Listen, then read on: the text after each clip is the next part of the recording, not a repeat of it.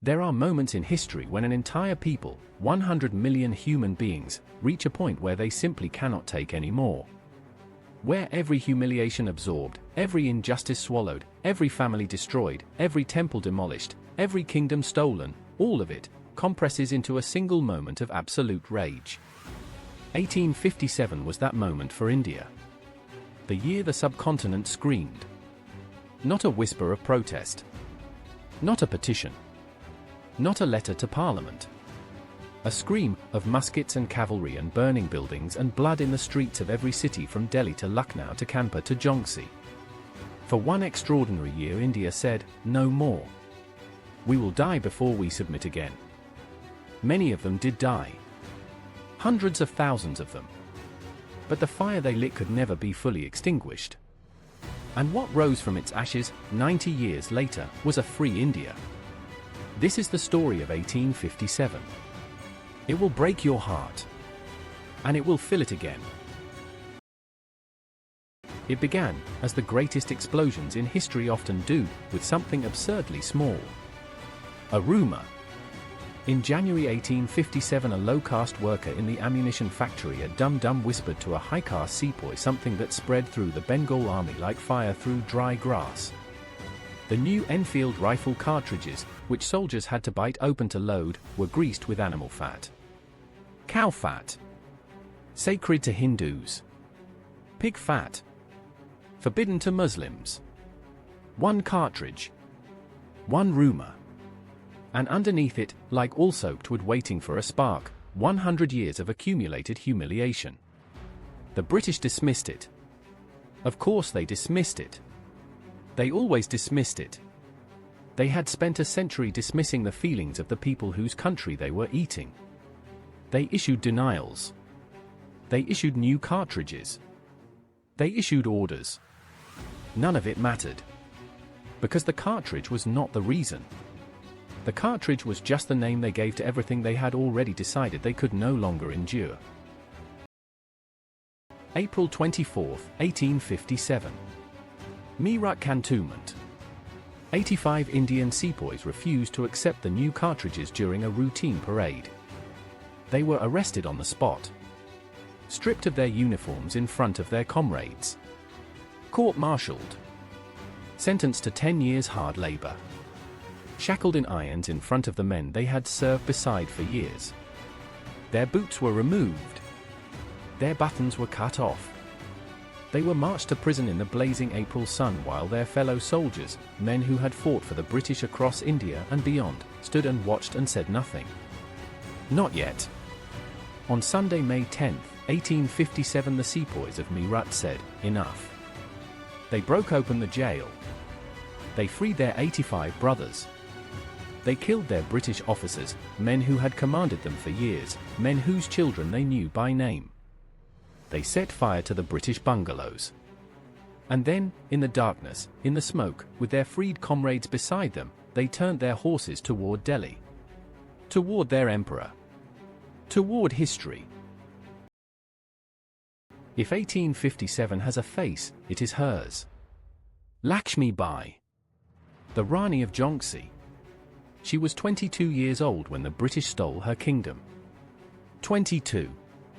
Her husband, the Raja of Jhansi, had died, leaving an adopted son as heir. The British doctrine of lapse said adopted heirs did not count. The kingdom lapsed. The British took it. She fought the annexation legally, petitioned, argued, wrote letters to London. Every petition was refused. Every letter was ignored. She was given a pension and told to be grateful. In 1857, when the rebellion erupted, she did not join immediately. But when the British turned on Jhansi, when they besieged her city and prepared to punish it for the actions of others, she made her choice. She strapped her young adopted son to her back. She put on armor. She took up her sword. And she rode. What followed was one of the most extraordinary military campaigns in Indian history, a woman, a child on her back, fighting the most powerful army on earth. She fought them for months. And when the end came, when there was nowhere left to run, she charged into British lines alone. She was 29 years old. She died with her sword in her hand. The British residency in Lucknow was a complex of buildings in the center of the city, home to the British resident, his staff, and several hundred British civilians. When the rebellion reached Lucknow in May 1857, the Indians surrounded it completely. What followed was one of the most dramatic sieges in military history. For 87 days, from June to September 1857, the British and Indian loyalists inside the residency held out against a besieging force of thousands. Inside the walls, women and children huddled in cellars while cannonballs crashed through the buildings above them. Food ran out. Water ran out. Disease spread. People died from bullets and heat and dysentery and despair, sometimes in the same afternoon. Outside the walls, Indian soldiers who had spent years serving the company fought with everything they had to end British rule in Lucknow. They dug tunnels under the walls and detonated mines. They sniped from the rooftops. They charged the gates. When British relief forces finally broke through in November, they found the survivors hollow-eyed, skeletal, barely alive. Both sides had given everything they had. Kanpur. This is where 1857 becomes hardest to tell. Where the blood on both sides runs deepest. The British garrison at Kanpur surrendered to the rebel leader Nana Sahib on June 27, 1857, on a promise of safe passage to Allahabad. As they boarded the boats on the Ganges River, something went wrong. Historians still argue whether it was a misunderstanding, an accident, or a deliberate act, and firing broke out. The men were killed. The women and children, more than 200 of them, were taken prisoner and held in a building called the Bibigar, the House of the Ladies. 3 weeks later, as British forces approached to relieve the city, they were killed. All of them. In circumstances so brutal that the British army that found them was consumed by a rage so total, so absolute, that it drove them to atrocities of their own that matched anything the rebellion had produced. War is a machine that manufactures reasons for its own continuation. Kanpur fed that machine for the rest of 1857. The British did not show mercy after Kanpur. They did not try. The British called it restoring order. Indians called it what it was, collective punishment on a scale so savage that it sickened even some British officers. Entire villages were burned because they were near areas of rebellion. Men were hanged from trees along roads, left there for weeks, as warnings to others. The most notorious punishment was being blown from a cannon, a mughal execution method that the British now used industrially. Rebel sepoys were tied over the mouths of cannons and the cannons were fired. The explosion destroyed the body completely, leaving nothing to bury, nothing for the families to mourn over, nothing for the soul, according to both Hindu and Muslim belief, to depart from with dignity. It was chosen deliberately. It was designed to be not just an execution but a desecration. British newspapers reported these scenes with approval. British readers at home responded with satisfaction.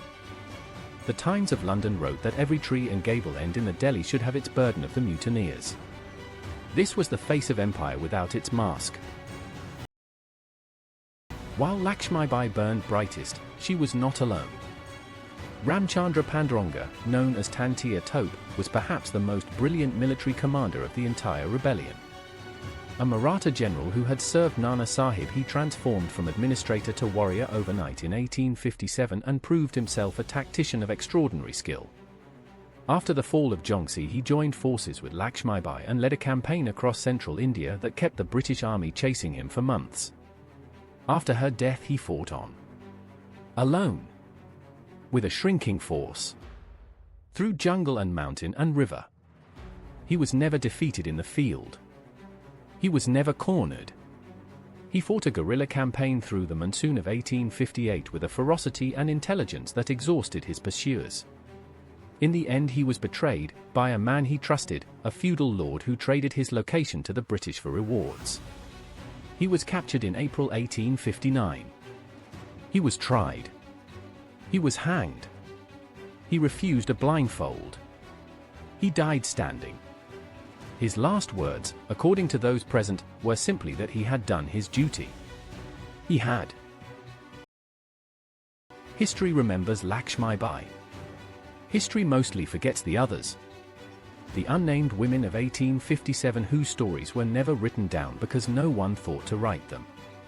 The women of Delhi who fed the sepoys from their own kitchens during the siege. The women of Lucknow, Indian women, who carried ammunition to rebel fighters under British fire. The women of Jhansi who fought alongside Lakshmibai, who trained, who drilled, who picked up weapons when the men fell. There was Jalkari Bai, a woman of low caste who served in Lakshmibai's women's army, who so closely resembled the Rani that she dressed in Lakshmibai's armor and rode out to face the British as a decoy, giving the Rani time to escape.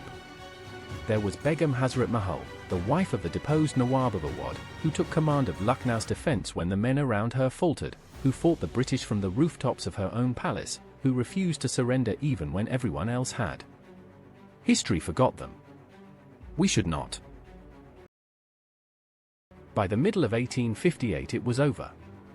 Not because the British were superior fighters, the rebellion had proven they were not. Not because the Indian cause was wrong, everyone knew it was not. It was over because the rebellion was never unified. It had no single leader, no coordinated strategy, no shared vision of what would come after the British.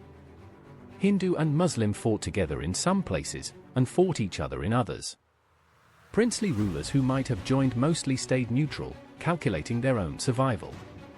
The Sikhs, whose guru the Mughals had beheaded barely 2 centuries earlier, fought for the British at Delhi, at Lucknow, at every decisive engagement. Without unity there could be no victory. The British won because they were organized, supplied, and relentless. They won because they had a telegraph and their enemies did not. They won because they had railways and their enemies did not. They won because they had been in India long enough to understand how to use its own divisions against it. India's greatest enemy in 1857 was not the British Army. It was India's inability to stand together. The British thought they had won. They had won the battles. They had not won the war. Because 1857 planted something in the soil of India that no amount of British power could uproot. A memory. A knowledge. A proof. That Indians had once risen. That Indians had once fought. That Indians had once, for one extraordinary year, made the British afraid. The generation that came after 1857 grew up hearing those stories. The children who grew up in the ruins of Jhansi and Lucknow and Delhi and Kanpur, they remembered. And from those memories grew a movement. Bal Gangadhar Tilak used the memory of 1857 to fuel nationalist pride. Veer Savarkar called it India's first war of independence. The young men who would become the leaders of India's freedom struggle, Gandhi, Nehru, Bose, Bhagat Singh, all of them read 1857 and were shaped by it. The rebellion failed. But the idea it embodied, that India belonged to Indians, could not be killed. Not by cannon. Not by hanging. Not by exile. Not by anything the British ever tried. In 1947, 90 years after the last embers of 1857 were stamped out, India became free. And on the night of August 14, 1947, when Jawaharlal Nehru stood before the Constituent Assembly of India and spoke of a tryst with destiny, he was speaking not just for his generation but for every person who had ever resisted. For Lakshmibai charging into British lines with her son on her back. For Tantia Tope dying with a straight spine on the gallows. For Bahadur Shah Safar writing poems about home in a small house in Rangoon. For the 85 sepoys of Meerut who refused to bite that cartridge and changed history. For the unnamed women who carried ammunition through British fire and history forgot. Freedom did not come in 1947. It was paid for in 1857. In our final episode we look at the complete legacy of the Mughal Empire, what it built, what it gave India, what it means today, and why 500 years later we are still living inside the world it created. The final class is coming. Subscribe to the history class, see you then. Disclaimer: the information presented in this video has been researched and compiled from multiple historical sources including books, academic papers, encyclopedias, and historical records. The events of 1857 are among the most contested in Indian and British historiography. different historians and sources present significantly varying accounts, interpretations, and assessments of the causes, conduct, and consequences of the 1857 uprising. We have endeavored to present a balanced account drawing from multiple scholarly perspectives. We do not claim this to be the definitive version of events.